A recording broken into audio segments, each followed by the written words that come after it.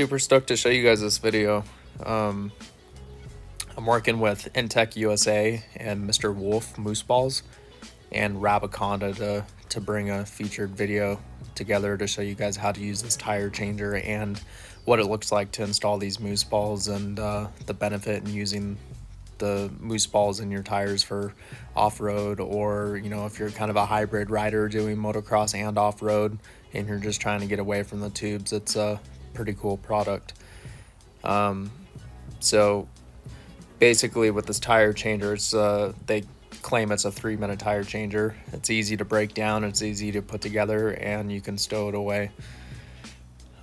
So they recommend starting with 3 tire spoons, and you'll use this flat side to pull the lip up, and then you'll be able to pull that lip up.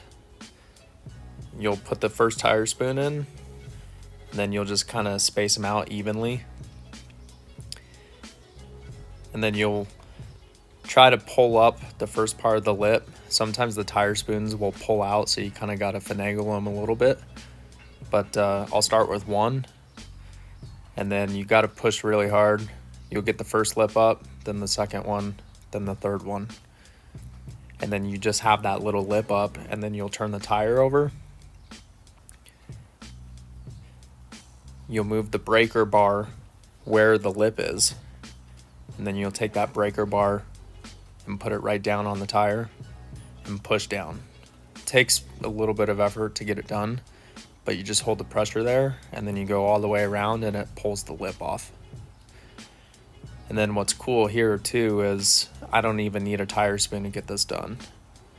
So now you just move it a little bit closer and then pop the bead off the other side of the rim, and then the tire comes off. And then you just have to move the tire off the rim lock, and then it's off.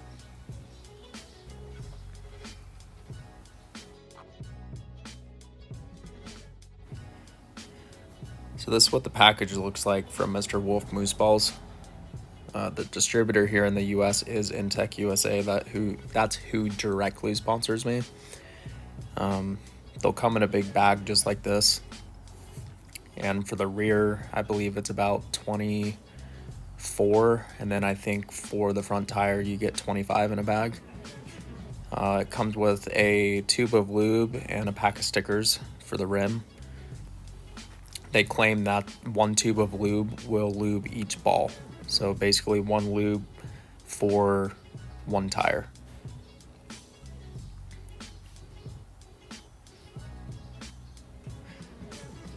So what's cool about this is you can actually use less balls to get a better, softer feel, more compliant feel, but when the tire starts moving, the ball will actually expand by 30%. So it'll start to harden up as you go a little bit faster. So when you're going a little bit slower, the cornering's a lot better. And then when you're going faster, you still have that hold up.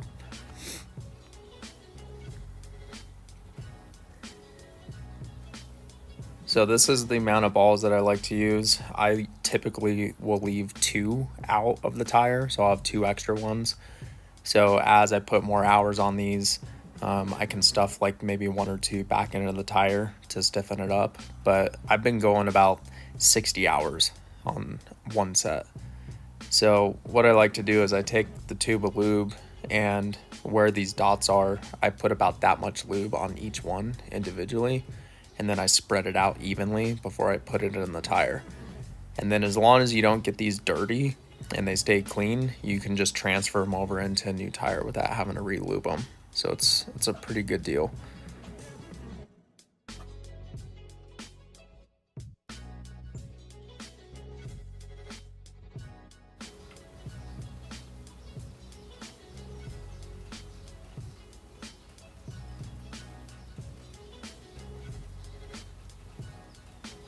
So it's kind of hard to see here because it's so shiny now, but you'll see that each ball will have an R on it, or it'll say F for front, but there's an arrow on it as well that points up, and you want the arrow to point up toward the rim, so the thicker part actually goes down into the tire, and then the thinner part toward the top where it tapers will go toward the rim.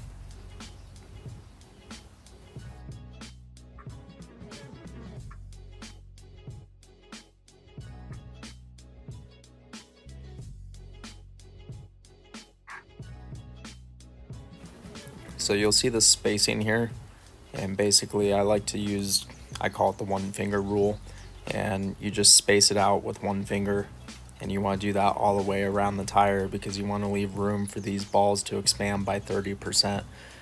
That's how they recommend it. And then when you go to put the rim on, you need to center the rim lock on one of these. So bear with me here.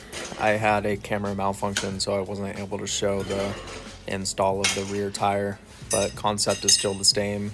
I'm putting the front tire on right now. You'll see that the tire spoons, I'm using the other side of them. It gives you a little bit extra leverage when you're putting the tire back on.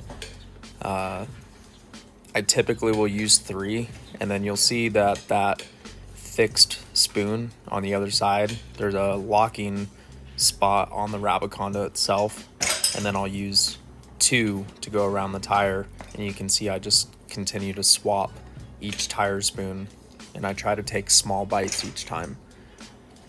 And then when you get to this point, when it starts getting stiffer, I'll pull that locked one out. I'll use the bead breaker to suck the tire bead into the rim a little bit more to give me a little bit more pliability with the tire to get the last bit of that lip over.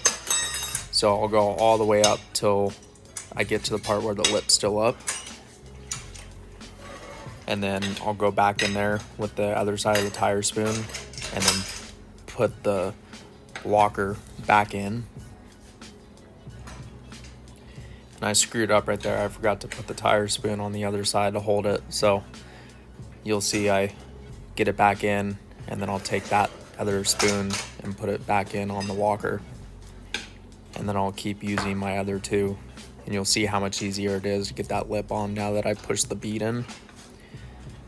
So putting the tire on at this point is pretty simple. You just kind of got to take your time and go slow, and eventually you'll do this enough times and it becomes super easy. I'll post a link in the bio for the Rabiconda tire changer so you guys can get more information on that, and then I'll also post a discount code for the moose balls if you guys are interested in trying that out. Thanks for watching.